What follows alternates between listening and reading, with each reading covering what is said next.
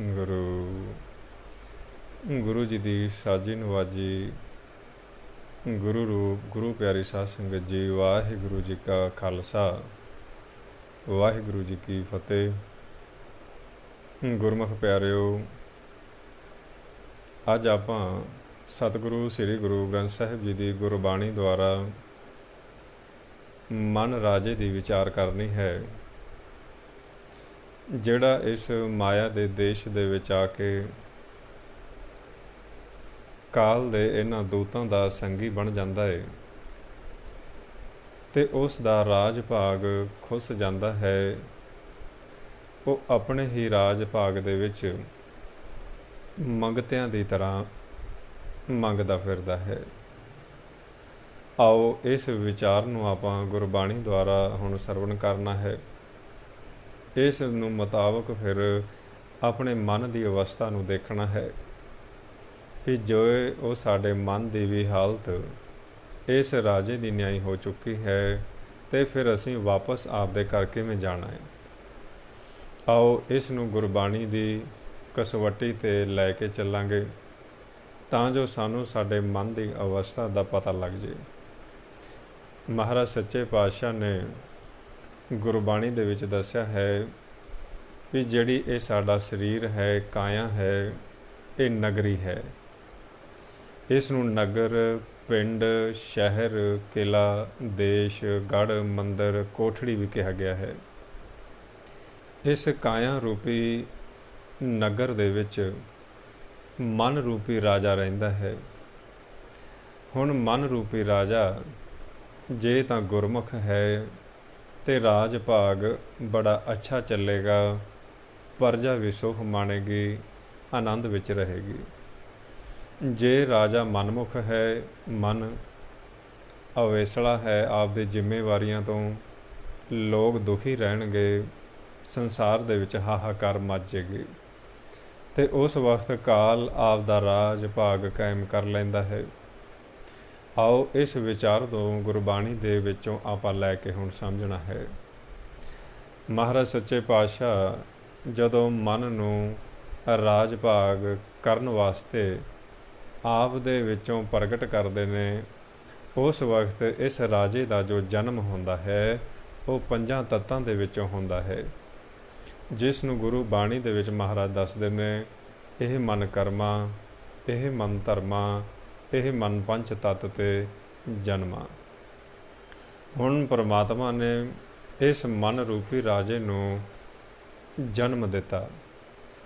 ਜਨਮ ਦੇ ਕੇ ਜਿਸ ਤਰ੍ਹਾਂ ਪਰਮਾਤਮਾ ਨੂੰ ਗੁਰਬਾਣੀ ਦੇ ਵਿੱਚ ਸੱਚਾ ਪਾਤਸ਼ਾਹ ਕਿਹਾ ਗਿਆ ਹੈ, ਸਿਰ ਸ਼ਾਹਾਂ ਦੇ ਸ਼ਾਹ ਕਿਹਾ ਗਿਆ ਹੈ, ਸੱਜਣ ਸੱਚਾ ਪਾਤਸ਼ਾਹ, ਸਿਰ ਸ਼ਾਹਾਂ ਦੇ ਸ਼ਾਹ, ਜਿਸ ਪਾਸ ਬੈਠਿਆਂ ਸੋਹੀ ਹੈ, ਸਭਨਾ ਕਾ ਵੇਸਾਹ। ਹੁਣ ਪਰਮਾਤਮਾ ਵੀ ਸੱਚਾ ਪਾਤਸ਼ਾਹ ਹੈ, ਨਿਰੰਕਾਰ ਸੱਚ ਬ੍ਰਹਮ, ਤੇ ਉਸ ਸੱਚ ਦਾ ਜੋ ਬੱਚਾ ਹੈ ਮਨ, ਉਹ ਵੀ ਰਾਜਾ ਹੈ। ਰਾਜੇ ਦਾ ਬੱਚਾ ਰਾਜਾ ਹੁੰਦਾ ਹੈ ਤੇ ਪਰਮਾਤਮਾ ਨੇ, ਨਿਰੰਕਾਰ ਨੇ ਮਨ ਨੂੰ ਸੱਚਮੁੱਚ ਹੀ ਰਾਜਾ ਬਣਾਇਆ ਹੈ।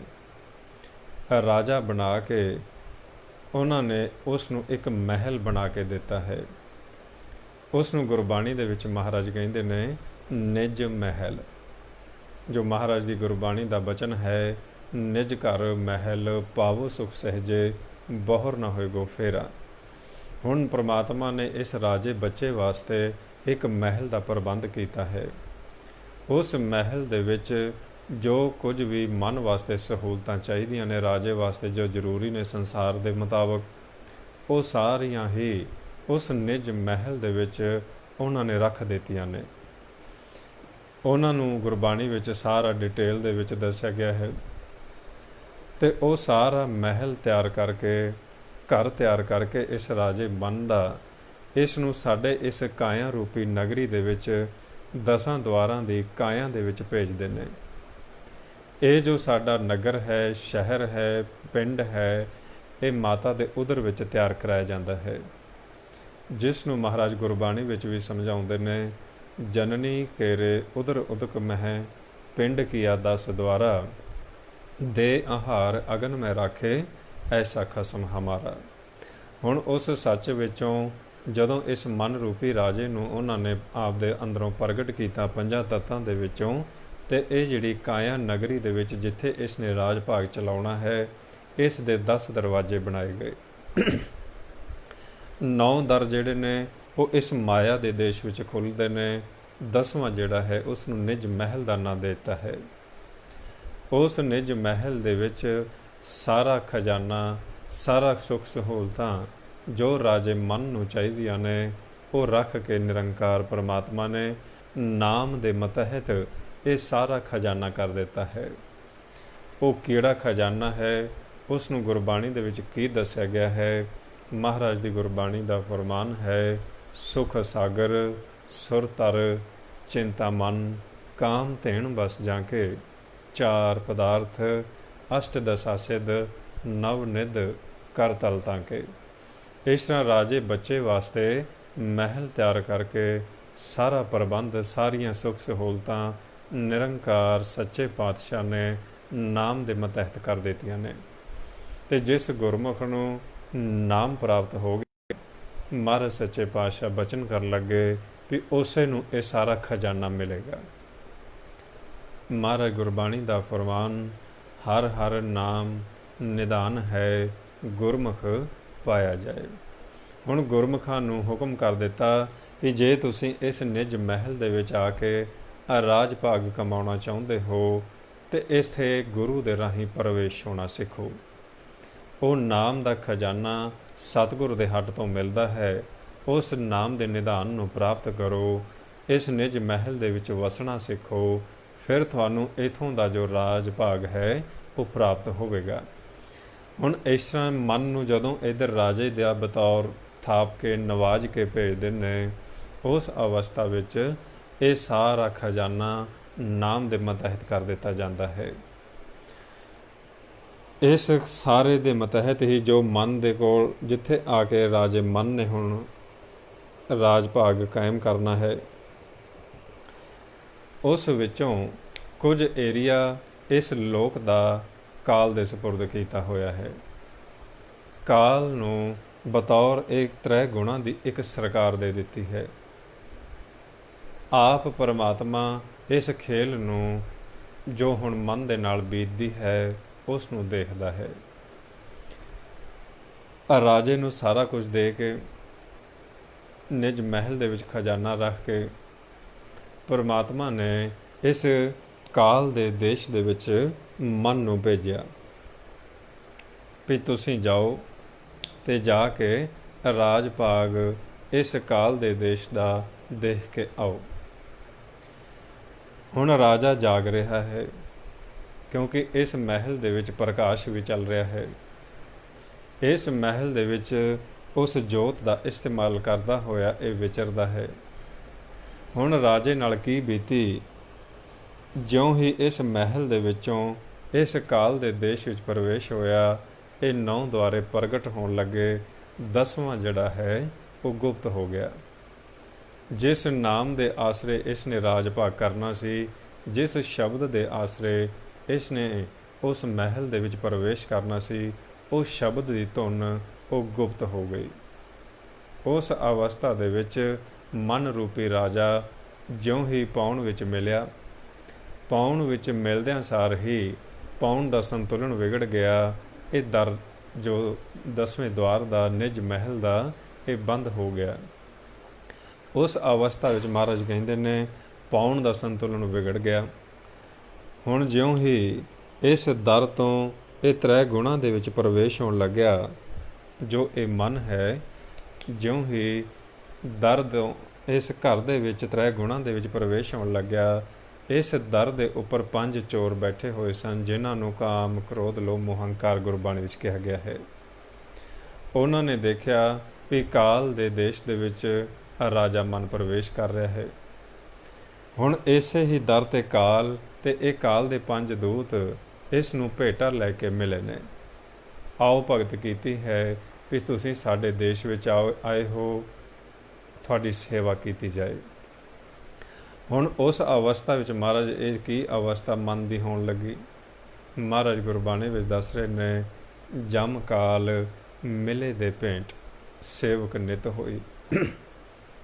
ਸੇਵਾਦਾਰ ਬਣ ਕੇ ਜਾਮਾਂ ਦਾ ਜੋ ਰਾਜਾ ਹੈ ਕਾਲ, ਉਹ ਮਨ ਦੇ ਨਾਲ ਨਾਲ ਤੁਰ ਪਿਆ। ਕਾਲ ਦੇ ਦੂਤਾਂ ਨੇ ਜਦੋਂ ਦੇਖਿਆ ਵੀ ਸਾਡਾ ਰਾਜਾ ਮਨ ਦੇ ਨਾਲ ਚੱਲ ਪਿਆ ਹੈ, ਉਹ ਵੀ ਨਾਲ ਨਾਲ ਚੱਲ ਪਏ। ਹੁਣ ਜਿੱਥੇ ਜਿੱਥੇ ਮਨ ਜਾਏਗਾ ਉਥੇ ਉਥੇ ਇਹ ਪੰਜੇ ਦੂਤ ਮਨ ਦੇ ਨਾਲ ਨਾਲ ਇਹ ਜਾਣਗੇ। ਉਸ ਅਵਸਥਾ ਦੇ ਵਿੱਚ ਇਹ ਪਹਿਰੇ 'ਤੇ ਹਰ ਵਕਤ ਮਨ ਦੇ ਚੱਲ ਪਏ ਕਿ ਜਦੋਂ ਵੀ ਮਨ ਦੀ ਕੋਈ ਇੱਛਾ ਹੋਵੇਗੀ, ਕੋਈ ਫੁਰਨਾ ਲਏਗਾ, ਰਾਜਾ ਹੈ, ਅਸੀਂ ਇਸ ਦੀ ਸੇਵਾ 'ਤੇ ਹਾਜ਼ਰ ਹੋ ਜਾਵਾਂਗੇ।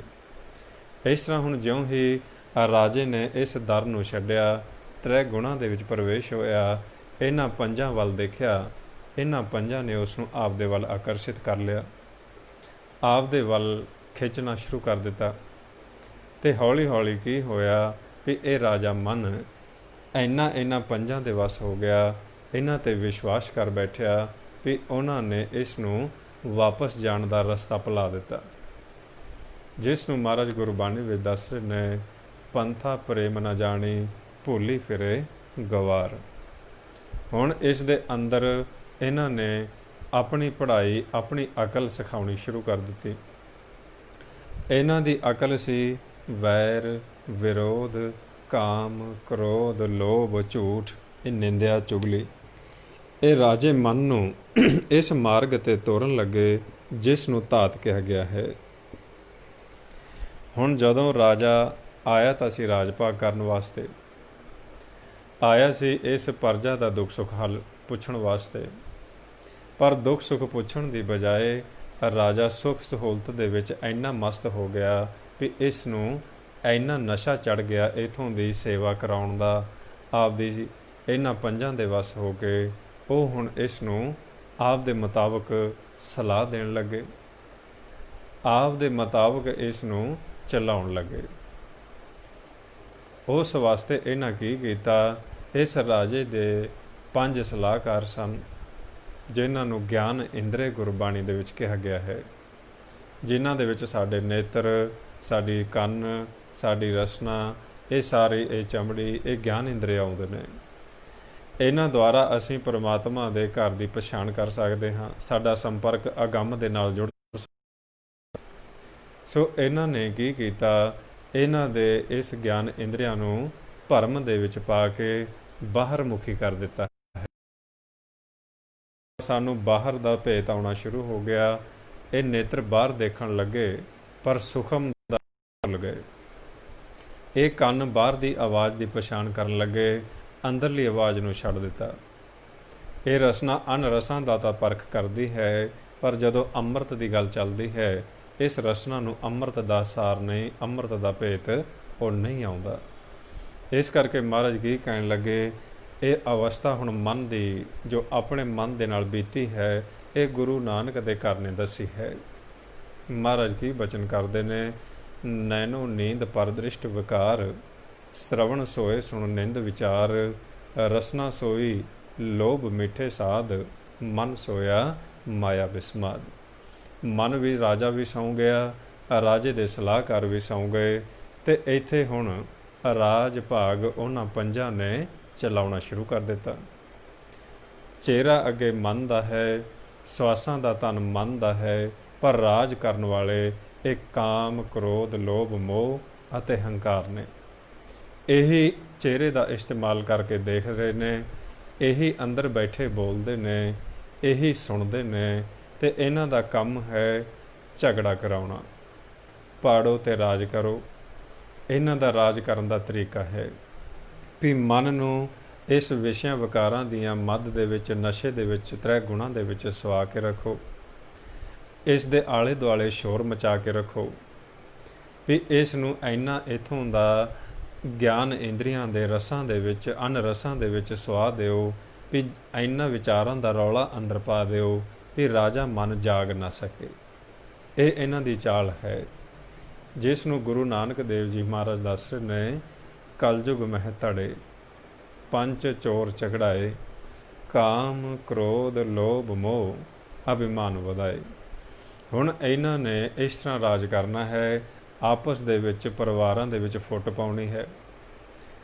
समाज ਵਿੱਚ फुट पाउणी है, दुविधा पैदा करनी है, नफरत पैदा करनी है, निंदा चुगली पैदा करनी है। ये शोर मचाउंदे ने, मन नूं अगम दी गल नहीं सुनदी, अगम दा इलाका नहीं दिसदा, जिस करके राजा मन उस नाम दे रस नूं ना माणदा होया इस अन रसां दे विच आके भरम दे विच सौ जांदा है। इस नूं महाराज कहंदे ने तही गुणी संसार भ्रम सुता, सुत्या रैण विहाणी।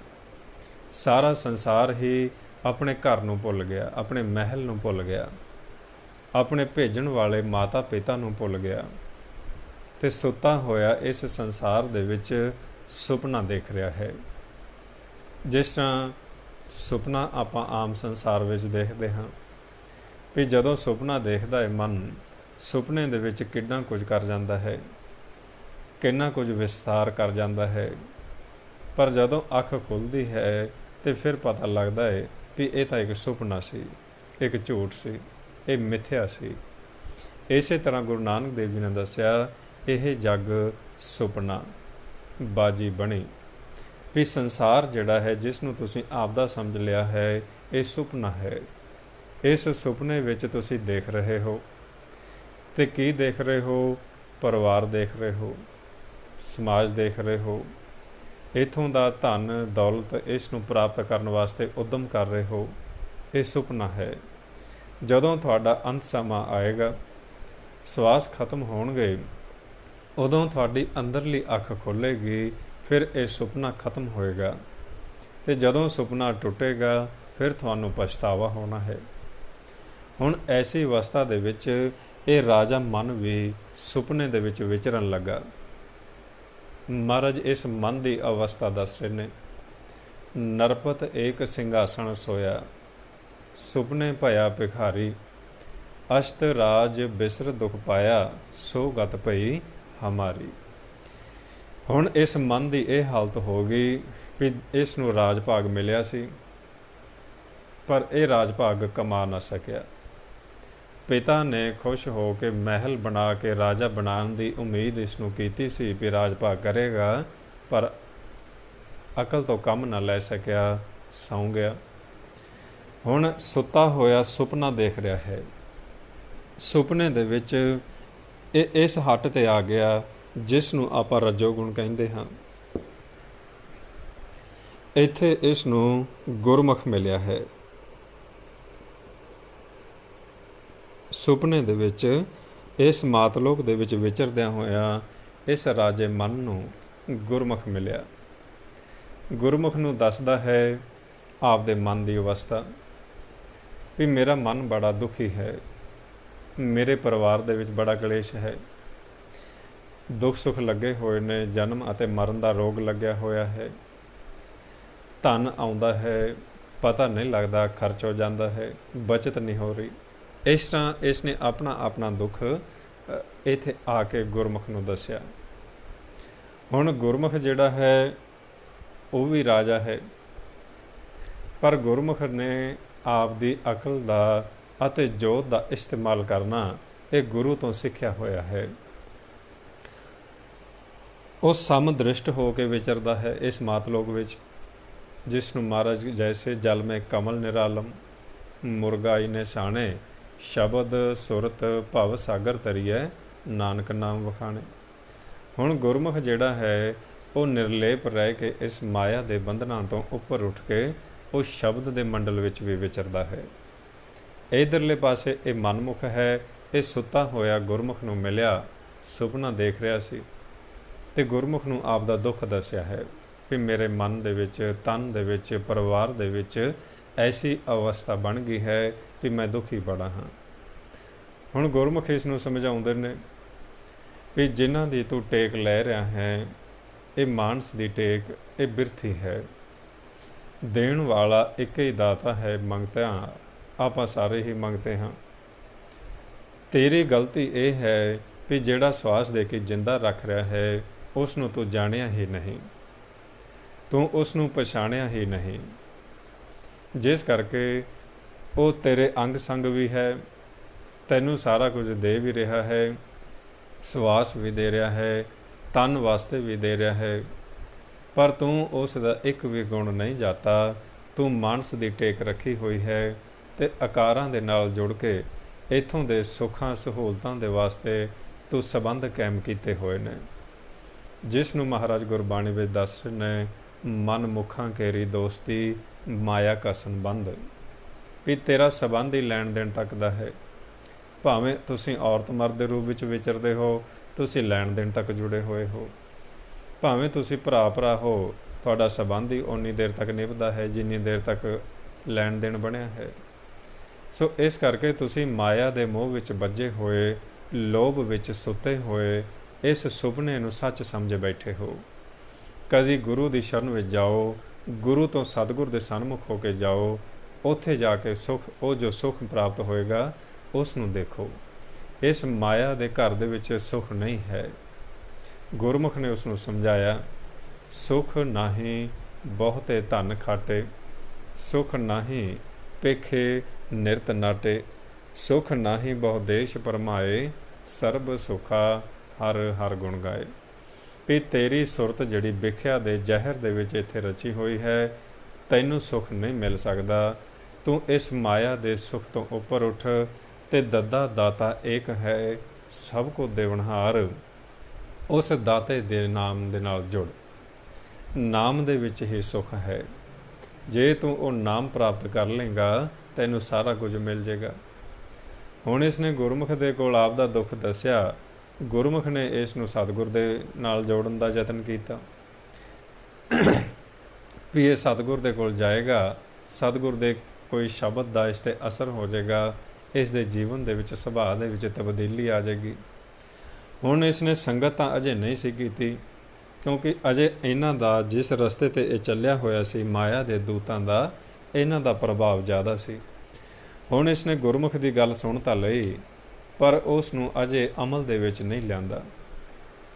ਜਦੋਂ ਕਿਤੇ ਸਮਾਂ ਮਿਲਦਾ, ਗੁਰੂ ਦੀ ਸ਼ਰਨ ਵਿੱਚ ਚਲਾ ਜਾਂਦਾ, ਸਤਿਗੁਰ ਦੇ ਹੱਟ 'ਤੇ ਚਲਾ ਜਾਂਦਾ, ਅਤੇ ਸਤਿਗੁਰ ਦੇ ਕੋਲ ਜਾ ਕੇ ਵੀ ਸੰਗਤ ਨਾ ਕਰਨ ਕਰਕੇ ਇਸ ਨੂੰ ਇਸ ਗੱਲ ਦਾ ਭੇਤ ਹੀ ਨਾ ਆਇਆ ਵੀ ਮੈਂ ਸਤਿਗੁਰ ਤੋਂ ਮੰਗਣਾ ਕੀ ਹੈ। ਮੰਗਣਾ ਜੋ ਸੀ ਉਹ ਨਹੀਂ ਮੰਗਿਆ, ਅਤੇ ਜਿਸ ਨੂੰ ਨਹੀਂ ਸੀ, ਜਿਸ ਦਾ ਤਿਆਗ ਕਰਨਾ ਸੀ, ਜਿਸ ਨੂੰ ਜ਼ਹਿਰ ਕਿਹਾ ਗਿਆ ਹੈ, ਉਸ ਦੀ ਮੰਗ ਕਰ ਦਿੱਤੀ। ਜਿਸ ਨੂੰ ਮਹਾਰਾਜ ਕਹਿੰਦੇ ਨੇ, ਠਾਕੁਰ ਛੋੜ ਦਾਸੀ ਕੋ ਸਿਮਰੇ, ਮਨਮੁਖ ਅੰਧ ਗਿਆਨਾ, ਹਰ ਕੀ ਭਗਤ ਕਰੇ ਤੇ ਨਿੰਦੇ, ਨਿਗੁਰੇ ਪਸ਼ੂ ਸਮਾਨਾ। ਹੁਣ ਇਸ ਨੇ ਨਾਮ ਦੀ ਮੰਗ ਕਰਨੀ ਸੀ ਗੁਰੂ ਕੋਲ ਜਾ ਕੇ, ਸਤਿਗੁਰ ਕੋਲ ਜਾ ਕੇ, ਪਰ ਇਸ ਦੇ ਸੁਭਾਅ ਵਿੱਚ ਤਬਦੀਲੀ ਤਾਂ ਨਹੀਂ ਹੋਈ, ਕਿਉਂਕਿ ਇਸ ਨੇ ਸਤ ਸੰਗਤ ਨਹੀਂ ਕੀਤੀ, ਇਸ ਨੇ ਗੁਰੂ ਧਾਰਨ ਨਹੀਂ ਕੀਤਾ। ਸਿਰਫ ਜੇ ਜਾਂਦਾ ਹੈ, ਕੁਝ ਨਾ ਕੋਈ ਦੁਨਿਆਵੀ ਮਕਸਦ ਲੈ ਕੇ ਜਾਂਦਾ ਹੈ, ਉੱਥੇ ਚਲਾ ਜਾਂਦਾ ਹੈ, ਜਾ ਕੇ ਨੇਤਰ ਵੀ ਬੰਦ ਕਰ ਲੈਂਦਾ ਹੈ, ਡੰਡੌਤ ਵੀ ਕਰਦਾ ਹੈ, ਪਰ ਮਨ ਦੇ ਵਿੱਚ ਕਪਟ ਹੈ। ਅਤੇ ਉਸ ਅਵਸਥਾ ਦੇ ਵਿੱਚ ਮਹਾਰਾਜ ਕਹਿੰਦੇ ਨੇ ਵੀ ਇਸ ਨੇ ਪਰਮਾਤਮਾ ਨੂੰ, ਸਤਿਗੁਰ ਨੂੰ ਜਾਣਿਆ ਨਹੀਂ, ਇਸ ਨੇ ਸਤਿਗੁਰ ਦੇ ਬੇੜੇ ਨੂੰ ਨਹੀਂ ਪਛਾਣਿਆ, ਸਤਿਗੁਰ ਦੇ ਸ਼ਬਦ ਨੂੰ ਇਸ ਨੇ ਨਹੀਂ ਜਾਣਿਆ। ਅਤੇ ਇਹਦੀ ਇਹ ਹਾਲਤ ਹੈ। ਮਹਾਰਾਜ ਗੁਰਬਾਣੀ ਵਿੱਚ ਦੱਸਣ ਲੱਗੇ, ਬਿਨ ਭਾਗਾਂ ਸਤਿਗੁਰ ਨਾ ਮਿਲੇ, ਘਰ ਬੈਠਿਆਂ ਨਿਕਟ ਨਿਤ ਪਾਸ। ਸਤਮੁਖ ਵੀ ਆ ਗਿਆ ਹੈ ਸਤਿਗੁਰ ਦੇ, ਪਰ ਇਹਦੇ ਕਰਮ ਹੀ ਅਜੇ ਨਹੀਂ ਬਦਲੇ, ਭਾਗਾਂ ਦੇ ਵਿੱਚ ਉਹ ਜੀਵਨ ਦੀ ਜਾਂਚ ਅਜੇ ਨਹੀਂ ਸਿੱਖੀ, ਜਿਸ ਕਰਕੇ ਸਤਿਗੁਰ ਦੇ ਸਾਹਮਣੇ ਹੋਣ ਦੇ ਬਾਵਜੂਦ ਇਹ ਉਸ ਦੇ ਜਹਾਜ਼ 'ਤੇ, ਨਾਮ ਦੇ 'ਤੇ ਚੜ੍ਹਨ ਦੀ ਬਜਾਏ ਇਹ ਫਿਰ ਦੂਸਰੇ ਪਾਸੇ ਧਿਆਨ ਕਰ ਲੈਂਦਾ ਹੈ। ਅਤੇ ਮਹਾਰਾਜ ਇਸ ਦੀ ਹਾਲਤ ਦੱਸ ਰਹੇ ਨੇ, ਬਿਨ ਭਾਗਾਂ ਸਤਿਗੁਰ ਨਾ ਮਿਲੇ, ਘਰ ਬੈਠਿਆਂ ਨਿਕਟ ਨਿਤ ਪਾਸ, ਅੰਤਰ ਅਗਿਆਨ ਅੰਧੇਰ ਹੈ, ਵਿੱਚ ਪੜਦਾ ਦੂਰ ਪਿਆਸ। ਮਨਮੁਖ ਕੰਚਨ ਨਾ ਥੀਏ, ਲੋਹ ਬੁੱਢਾ ਬੇੜੀ ਪਾਸ। ਵੀ ਇਹ ਕੰਚਨ ਨਹੀਂ ਹੋ ਸਕਿਆ, ਸਤਿਗੁਰ ਦੇ ਕੋਲ ਗਿਆ ਜ਼ਰੂਰ ਹੈ, ਪਰ ਇਸ ਦੇ ਸੁਭਾਅ ਦੇ ਵਿੱਚ ਫਰਕ ਨਹੀਂ ਪਿਆ। ਇਹ ਹੁਣ ਐਸੀ ਅਵਸਥਾ ਵਿੱਚ ਚੱਲਣ ਲੱਗਾ ਵੀ ਜਾਂਦਾ, ਦੁਨਿਆਵੀ ਕੋਈ ਮੰਗ ਰੱਖ ਦਿੰਦਾ, ਨੇਤਰ ਬੰਦ ਕਰ ਲੈਂਦਾ, ਮੱਥਾ ਟੇਕਦਾ, ਵਾਪਸ ਆ ਜਾਂਦਾ। ਇਸ ਤਰ੍ਹਾਂ ਮਹਾਰਾਜ ਕਹਿੰਦੇ ਨੇ ਇਸ ਦੇ ਜੀਵਨ ਦੇ ਵਿੱਚ ਇਹ ਰੂਪ ਰੇਖਾ ਇਸ ਨੇ ਚਲਾ ਲਈ। ਹੁਣ ਗੁਰੂ ਇਸ ਨੂੰ ਝਿੜਕ ਵੀ ਦਿੰਦਾ ਹੈ, ਪਰ ਇਸ ਨੂੰ ਉਸ ਦੀ ਆਵਾਜ਼ ਨਹੀਂ ਸੁਣਦੀ। ਬੜਾ ਸਮਾਂ ਹੋ ਗਿਆ ਇਸੇ ਤਰ੍ਹਾਂ ਕਰਦਿਆਂ ਹੋਇਆਂ। ਚਲਦਿਆਂ ਚਲਦਿਆਂ ਇਸ ਨੂੰ ਗੁਰਮੁਖ ਮਿਲਿਆ। ਕੁਝ ਸਮਾਂ ਬੀਤਿਆ, ਗੁਰਮੁਖ ਨੂੰ ਦੁਬਾਰਾ ਜਦੋਂ ਮਿਲਿਆ, ਗੁਰਮੁਖ ਪੁੱਛਦਾ ਹੈ ਵੀ ਹੁਣ ਦੱਸੋ ਤੁਹਾਡਾ ਕੀ ਹਾਲ ਚਾਲ ਹੈ, ਕਿਸ ਤਰ੍ਹਾਂ ਵਿਚਰਦੇ ਹੋ, ਕੀ ਜੀਵਨ ਦੇ ਵਿੱਚ ਕਰਦੇ ਹੋ। ਹੁਣ ਇਹ ਪਹਿਲੋਂ ਨਾਲੋਂ ਵੀ ਜ਼ਿਆਦਾ ਦੁਖੀ। ਇਸ ਦੀ ਹਾਲਤ ਐਸੀ ਹੋ ਗਈ, ਮਨਮੁਖ ਦੁੱਖ ਕਾ ਖੇਤ ਹੈ, ਦੁੱਖ ਬੀਜੇ ਦੁੱਖ ਖਾਏ। ਹੁਣ ਇਸ ਨੇ ਆਪ ਦੇ ਸੁਭਾਅ ਨੂੰ ਤਾਂ, ਵਿਚਾਰਾਂ ਨੂੰ ਤਾਂ ਛੱਡਿਆ ਨਹੀਂ। ਸੰਗ ਸਹਾਈ ਸੋ ਆਵੇ ਨਾ ਚੀਤ, ਜੋ ਬੈਰਾਈ ਤਾਂ ਸਿਓ ਪ੍ਰੀਤ। ਇਸ ਨੇ ਉਹਨਾਂ ਦੇ ਨਾਲ ਪ੍ਰੀਤ ਕਰ ਲਈ ਜਿਹੜੇ ਇਸ ਲੋਕ ਦੇ 5 ਠੱਗ 5 ਚੋਰ ਸਨ, ਜਿਨ੍ਹਾਂ ਨੇ ਇਸ ਨੂੰ ਠੱਗਿਆ ਹੋਇਆ ਸੀ। ਸਤਿਗੁਰੂ ਦੇ ਨਾਲ ਇਸ ਨੇ ਚਿੱਤ ਨਹੀਂ ਜੋੜਿਆ, ਜੋ ਗੁਰਮੁਖ ਨੇ ਇਸ ਨੂੰ ਸਮਝਾਇਆ ਸੀ ਵੀ ਤੂੰ ਆਪ ਦਾ ਧਿਆਨ, ਆਪ ਦਾ ਸੁਰਤ ਜਿਹੜੀ ਸੀ ਉਹ ਸ਼ਬਦ ਦੇ ਨਾਲ ਜੋੜ। ਸ਼ਬਦ ਇਸ ਨੇ ਸੁਣਿਆ ਨਹੀਂ, ਨਾਮ ਨੂੰ ਇਸ ਨੇ ਸੁਣਿਆ ਨਹੀਂ, ਹੁਕਮ ਨੂੰ ਸੁਣਿਆ ਨਹੀਂ, ਵਿਚਾਰਿਆ ਨਹੀਂ।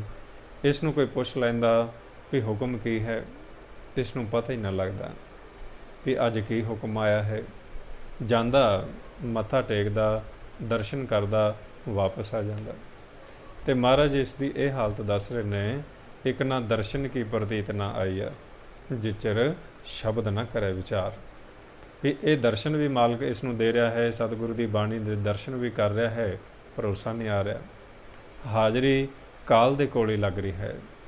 ਚਿੱਤ ਜਿਹੜਾ ਹੈ ਉਹ ਮਾਇਆ ਨਾਲ ਹੀ ਜੁੜਿਆ ਹੋਇਆ ਹੈ, ਬੋਲੀ ਜਾ ਰਿਹਾ ਹੈ, ਸੁਪਨੇ ਦੇ ਵਿੱਚ ਹੀ ਚੱਲ ਰਿਹਾ ਹੈ ਸਾਰਾ ਖੇਡ। ਤੇ ਮਹਾਰਾਜ ਸੱਚੇ ਪਾਤਸ਼ਾਹ ਦੱਸ ਰਹੇ ਨੇ, ਇਸ ਦੀ ਇਹ ਹਾਲਤ ਚੱਲਦੀ ਰਹੀ। ਇਹ ਦੁਖੀ ਹੋ ਕੇ ਇਸ ਮਾਤਲੋਕ ਦੇ ਵਿੱਚ ਵਿਚਰਦਾ ਰਿਹਾ ਤੇ ਕਾਲ ਦੇ ਦੇਸ਼ ਵਿੱਚ ਹੀ ਇਹ ਇਸੇ ਤਰ੍ਹਾਂ ਗੁਜ਼ਰਦਾ ਰਿਹਾ। ਗੁਰਮੁਖ ਨੂੰ ਪੁੱਛਦਾ ਹੈ ਵੀ ਤੁਸੀਂ ਆਪਦੇ ਜੀਵਨ ਵਿੱਚ ਕੀ ਕੀਤਾ ਹੈ, ਵੀ ਜਦੋਂ ਵੀ ਮੈਂ ਤੁਹਾਨੂੰ ਮਿਲਦਾ ਹਾਂ ਤੁਹਾਡੇ ਅੰਦਰ ਆਨੰਦ ਅਵਸਥਾ ਬਣੀ ਹੋਈ ਹੈ, ਤੁਸੀਂ ਸਤਿਗੁਰ ਦੇ ਗੁਣ ਗਾਉਂਦੇ ਹੋ, ਤੁਸੀਂ ਸਤਿਗੁਰ ਦੇ ਸਨਮੁਖ ਰਹਿੰਦੇ ਹੋ। ਤੁਸੀਂ ਇਹੋ ਜਿਹਾ ਕਿਹੜਾ ਢੰਗ ਅਪਣਾਇਆ, ਕਿਹੜੀ ਵਿਧੀ ਅਪਣਾਈ ਵੀ ਤੁਹਾਡਾ ਜਿਹੜਾ ਮਨ ਹੈ ਉਹ ਇੱਥੋਂ ਨਿਕਲ ਗਿਆ ਤੇ ਆਪਦੇ ਘਰ ਚਲਾ ਗਿਆ। ਵੀ ਜਦੋਂ ਮੈਂ ਦਰ 'ਤੇ ਜਾਂਦਾ ਹਾਂ ਉਹ ਮੇਰੀ ਆਵਾਜ਼ ਨਹੀਂ ਮਾਲਕ ਸੁਣਦਾ, ਵਾਪਸ ਭੇਜ ਦਿੰਦਾ ਹੈ। ਹੁਣ ਗੁਰਮੁਖ ਨੇ ਇੱਥੇ ਫਿਰ ਇਸ ਨੂੰ ਬੁਝਾਰਤ ਪਾਈ, ਰਾਜ ਆਪ ਦਾ ਥੋੜ੍ਹਾ ਜਿਹਾ ਭੇਜ ਦਿੱਤਾ ਵੀ ਤੇਰੇ ਵਿੱਚ ਤੇ ਮੇਰੇ ਵਿੱਚ ਇੱਕ ਅੰਤਰ ਹੈ ਵੀ ਜਦੋਂ ਤੂੰ ਦਰ 'ਤੇ ਜਾਂਦਾ ਹੈ ਤੈਨੂੰ ਦਰ ਦਾ ਭੇਤ ਨਹੀਂ ਹੈ। ਜਿਸ ਦਰ ਦੇ ਉੱਪਰ ਮਾਲਕ ਬੈਠਾ ਹੈ ਤੈਨੂੰ ਉਸ ਦਰ ਦੀ ਪਛਾਣ ਨਹੀਂ ਹੈ, ਤੇਰਾ ਮਨ ਇਸ ਦਰ ਤੋਂ ਬੇਖਬਰ ਹੈ। ਦਰ 'ਤੇ ਜਾ ਕੇ ਵੀ ਤੇਰਾ ਮਨ ਨਹੀਂ ਟਿਕਦਾ, ਤੂੰ ਵਿਚਾਰਾਂ ਦੇ ਵਿੱਚ ਰਹਿੰਦਾ ਹੈ, ਤੂੰ ਪਾਉਣ ਦੇ ਵਿੱਚ ਹੀ ਮਿਲਿਆ ਰਹਿੰਦਾ ਹੈ। ਪਾਉਣ ਵਿੱਚ ਮਿਲ ਕੇ ਤੇਰਾ ਮਨ ਕਦੀ ਸੱਜੇ ਤੇ ਕਦੀ ਖੱਬੇ ਚੱਲਦਾ ਰਹਿੰਦਾ ਹੈ। ਹੁਣ ਤੇਰੀ ਅਵਸਥਾ ਹੈ ਮਨਮੁਖ ਅਹੰਕਾਰੀ, ਮਹਿਲ ਨ ਜਾਣੇ, ਖਿਨ ਆਗੇ ਖਿਨ ਪਿੱਛੇ, ਸਦਾ ਬੁਲਾਈਏ ਮਹਿਲ ਨ ਆਵੇ, ਕਿਉਂ ਕਰ